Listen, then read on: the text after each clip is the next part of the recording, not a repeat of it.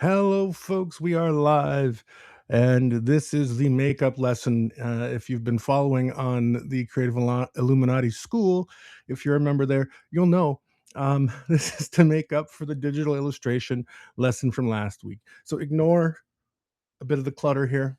Um, do my best, guys. Here, got a new camera, so it's not all staticky. Got a new mic, so you can get better sound from me.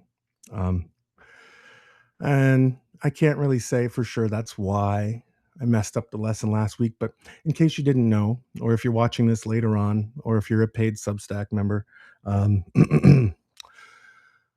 I recorded this lesson twice last week. And the first time I forgot to hit record. And the second time I did record and did an entire lesson with this mic on mute. Um, that's not the case today, though. I can see that it's taking the sound input, which I hadn't thought or noticed last time. So these things happen. Um, even professionals can have a bad day.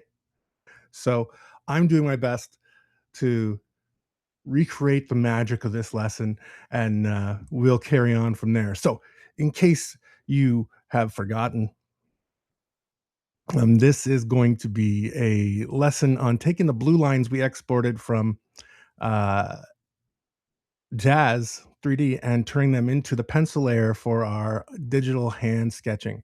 So, give me one moment here. I'm just going to share a screen with you. And in this case, we're using Adobe Fresco. You do not have to use Adobe Fresco in order to do this.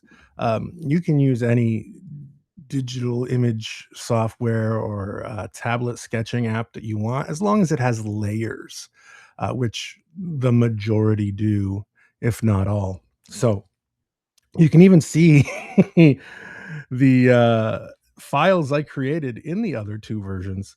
So we're going to create a new one today.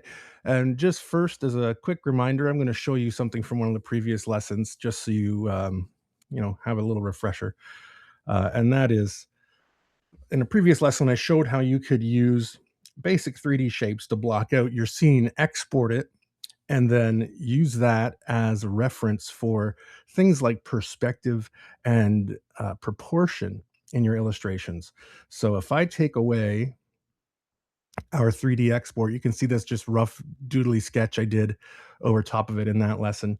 And if I bring that back and hide that sketch that I did, you can see where the shapes, just the basic 3D shapes, nothing super detailed, um, can serve as the background or as the reference guide to make sure that your perspective and your proportions are actually correct.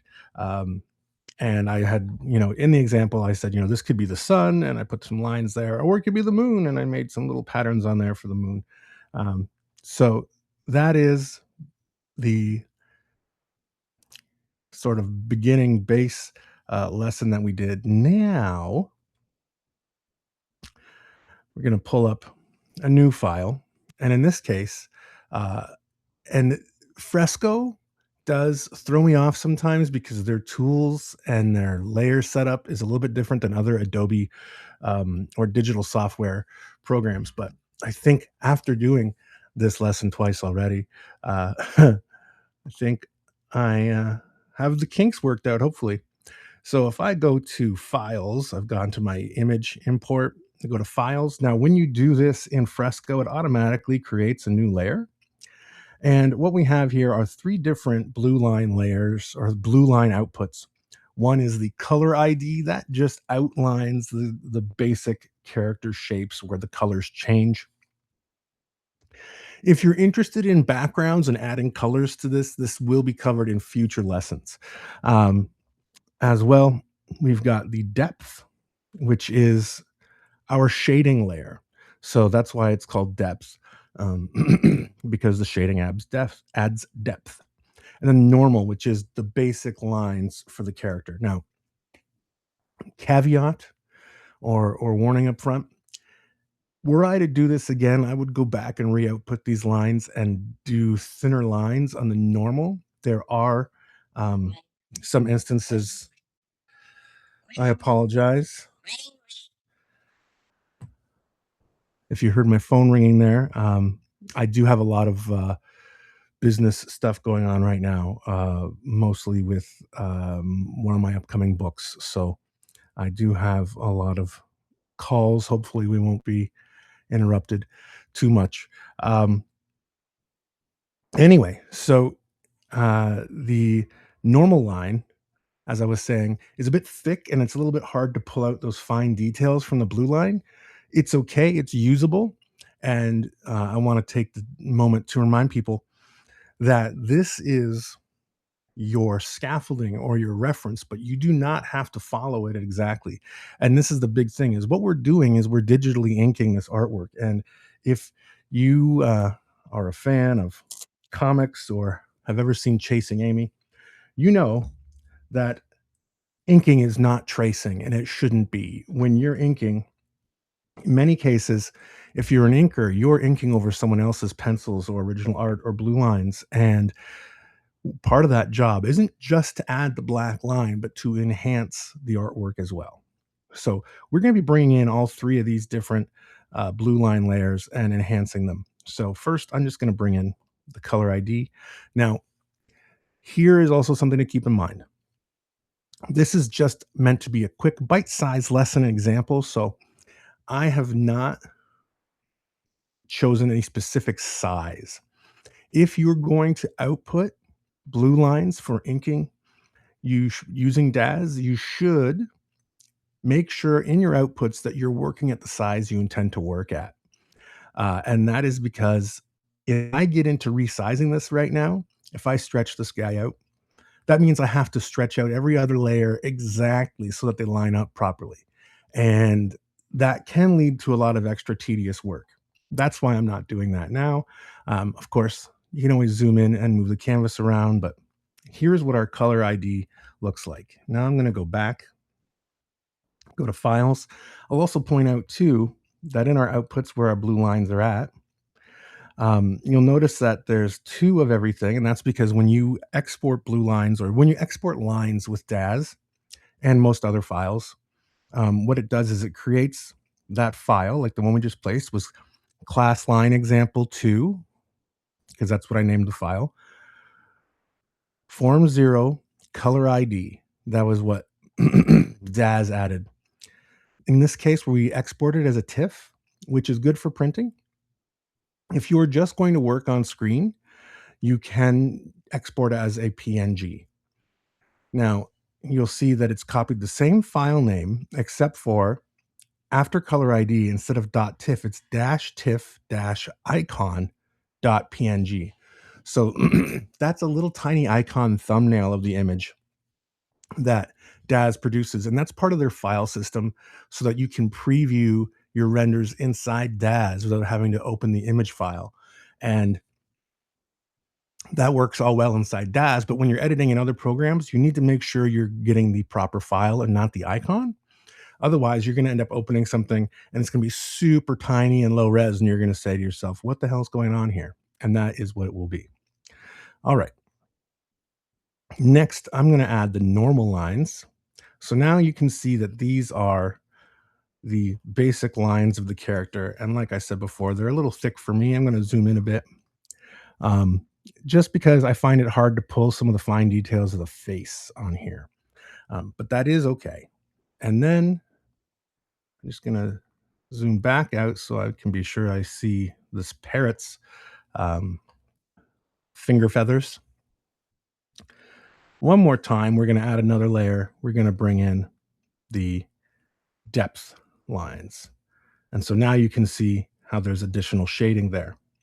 And what I'm going to do, actually I have to hit done. That's one of the quirks of Fresco.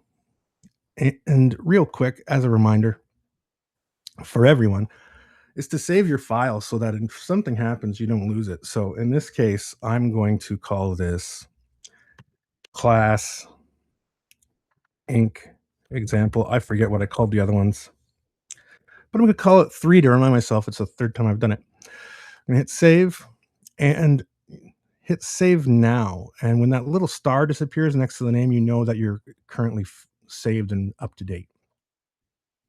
Now, I'm going to go to my layers, and in this case, this first blank layer that was there when we started, that it ignored when I added these other layers because, or these other lines, because they create their own layer when they're imported. I'm going to right click so that it moves around like this. I'm going to move it to the top because that's the layer we want to start working on. And I'm going to hide the shading layer, and I'm going to hide the normal layer for now. And I'm just going to have the color ID layer showing. And the next thing I want to point out is that you need to make sure you have the right layer selected. Whatever one's highlighted in blue, if you're working in Fresco, other programs might use a different highlight color. But I want to go back to this blank one because that's where we want to add the line work. We do not want to add our digital inks on the same layer as the blue lines. If that happens, you won't be able to separate them. You won't be able to hide the blue lines layer, and it's going to be later, and it's going to be a lot of extra work. So something we want to avoid. I'm going to go over to my menu here, and I'm actually going to go to my manga brushes. I'm going to grab a mapping pen. And now on this menu, which again is going to be different with each program, you can change the color, you can change the size, whether smoothing is off or on, painting inside certain settings, different brush settings. We don't need to mess with those right now. That's something that we can cover in future lessons. But I've got my stylus, I've got my drawing monitor. I'm going to try and keep my mic out of the way. And I'm just going to start doing a really basic thin outline, keeping in mind that you do not have to faithfully follow every line. And this is part of how you preserve the look of your own art when you're digital inking. So if you do fail to follow a line, don't stress it. Go with it unless it's something that is really bothering you, like that other previous line I just deleted a second ago did. But when it comes to finer details, you'll be able to work those out later, as you can see on this boot. And keep in mind too, when you're working digitally, just like how when we're writing, if you've ever watched any of my writing or self-publishing lessons, it's better to get it done and then fix it than to obsess about every detail and then never finish it. So in this case, if there's some spots like that first foot, his right foot that I want to fix, I can go back and do that later. There's an eraser. It's digital. I can always redo this. It's much easier. That's the nice thing about working digitally is you could go back and erase the inks if you want. You can make changes. Stuff that you can't do as easily with physical media. So again, I did choose some crazy hair for this example model. So I'm just going to do that. And I'm just going to put a couple spots where the eyes were at.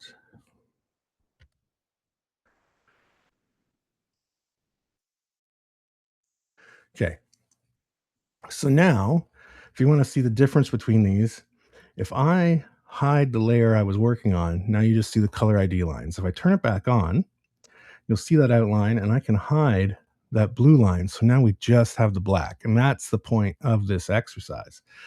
So now I'm going to bring back the normal lines. And now you can see the specific details of the character.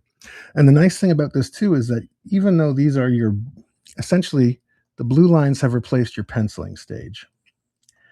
And it's up to you to choose which details to include or not. And this is again how you preserve the look of your own style. So if you've output something and it's super detailed and you normally don't draw in a super detailed way, well, you can just leave out some of the details. So it's really, as I said, it's like a scaffolding. It's a skeleton or an outline, literally. For example, there's these little patterns on this character's shirt sleeves. Now, I didn't have to copy that, but I decided I wanted to. And again, there's so many options here. And I'm just working with, as I said, a very thin line right now just to get things started. And you can always change the pen you're using. You can always um, change the width in the settings. But for now, I'm just trying to get the basic features worked out here. And this is another reason why I would have preferred some thinner lines on the normal, because I find the lines around this fist confusing as well. And it took me a while to realize that I was seeing the side of the finger there. So the last time I was drawing this, or last couple times I was drawing this, um, I kind of struggled with some of the shapes on that fist just because I couldn't see the proper reference detail underneath. Um, so again, I'm just going to continue with some details like his shirt collar, lines in his shirt, lines in his sleeves, the fabric folds, the shirt cuff or sleeve cuff, however you want to put it. And again, notice that like it's not perfectly following, because unless you want it to look exactly like a 3D line output, it doesn't need to follow every single detail perfectly. So again, we've got the side of the finger here on this fist, and we've got a thumb protruding there.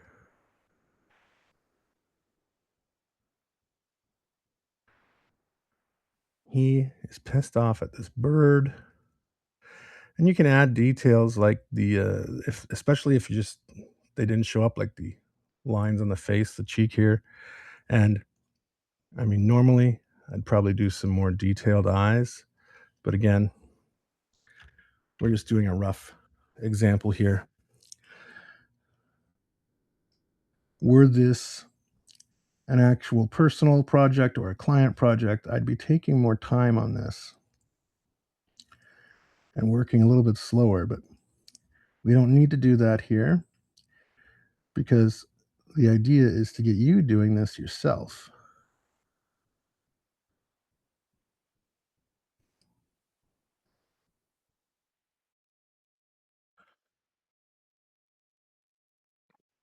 So again, I'm not following each line in these leg wrap boots perfectly. It's a very old school type of boot.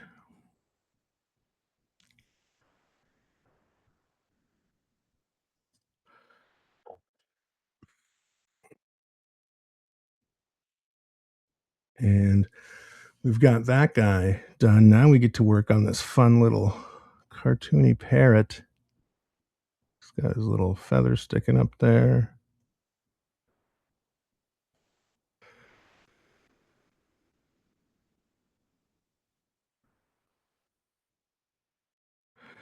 And he's got a shocked expression. He doesn't know why this guy wants to beat his ass. And again, you can play around with expressions and different types of eyes. We can't see his tongue, but I'm going to add a tongue. We'll actually fill in the shading in that mouth more later, but as you can see, I'm just going to follow these little feathers that serve as fingers.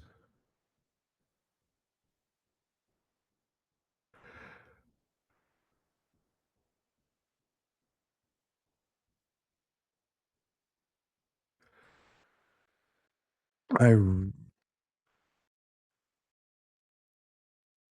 It's the first time I've had such a problem with that wing when I've been drawing this.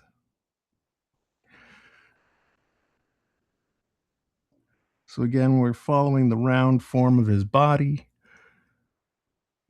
and in this case, I'm drawing his his claws in on his little birdie feet.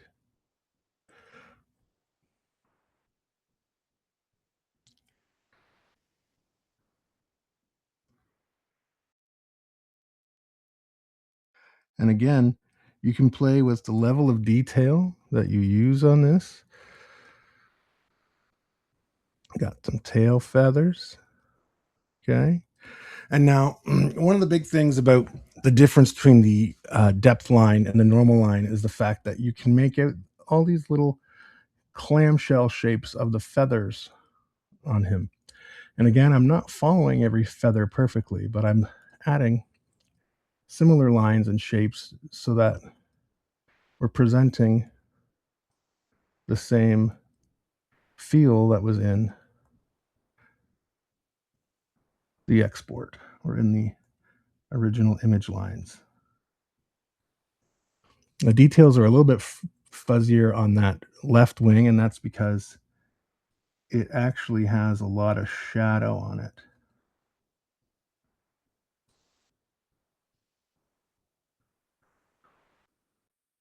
So we've got his feathers done as a quick sketch. And again, let me show you the difference. If I turn this off, there's our blue line. If I turn it back on and I hide that blue line, now you can see where the black cartoon sketch is. Of all the versions I've done, I think this is the worst face on the character. It's probably just nerves and the fact that I'm rushing. So pay close attention to the next part. I've got my shading blue lines open now, and you can see where all this shading is. And I'm going to add some more details with the regular pen first, but I'm going to add a layer, and I don't want it on top of the inking I've already done. You can see this is the inking we've done. Here's our shading blue lines. So with this layer highlighted, I'm going to hit this add layer symbol, and it's going to add a layer between this and that. And the reason I'm going to do that is I want the shading on a separate layer for now.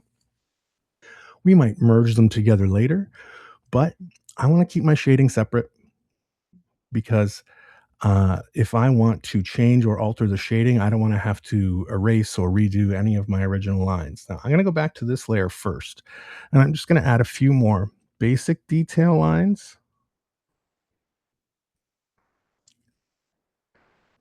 Things that didn't actually show up in the other blue line part.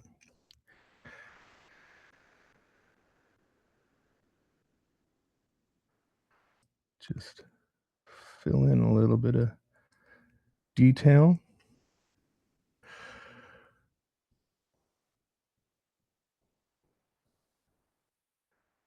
Getting some of the delicate feather pattern into this guy's fingers.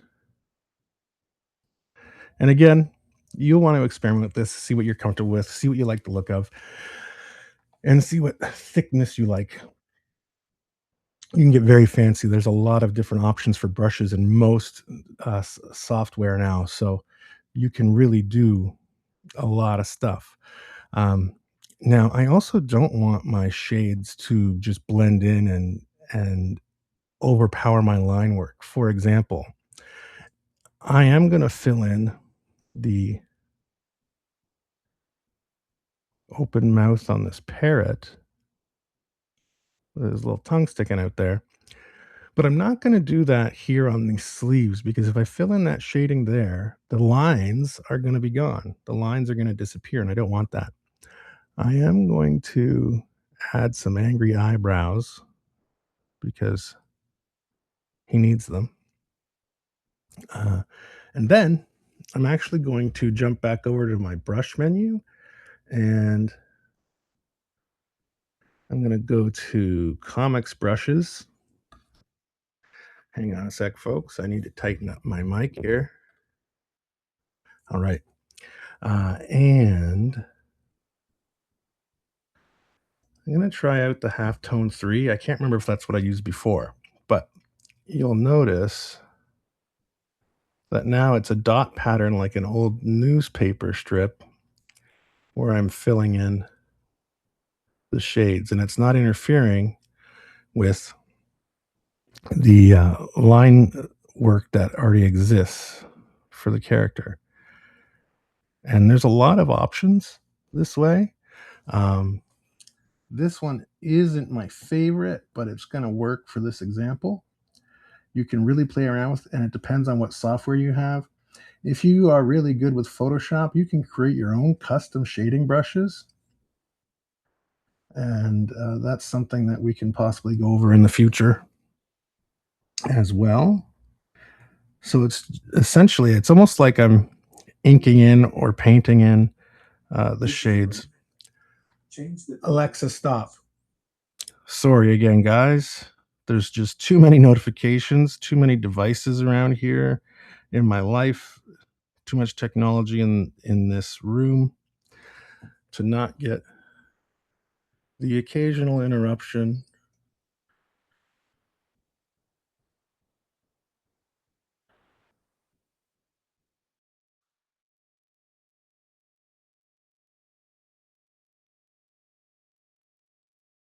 Filling in some shadow in his hair. And you can switch between different brushes, different shadow types so that it's not all the same. Um, I'm just going to do this way for now because we're just doing a quick example. So here's where the lines from the feathers are still visible, even though I'm filling in shading here.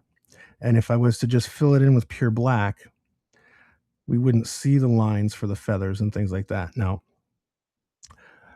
in the old days, that was the only way to do shading was solid black. That was the only thing that you could uh, reliably reproduce would be solid black lines for all the shading. And today we have a lot more options. We can use colored shading, we can use pattern shading. So uh, it gives us more options. Can make things more difficult at times, but doesn't have to. And this is now a quick example of how you can easily and quickly produce an original sketch in your own style while using blue lines that have been exported by DAZ 3D. Now, if I close this, or sorry, hide this, I should say, and this, and this, now you notice we've got 3 layers of inks, 3 layers of blue lines that aren't visible right now, and we've got our sketch of a very angry man wanting to beat up a parrot. And I just want to switch back real quick to just this mapping pen.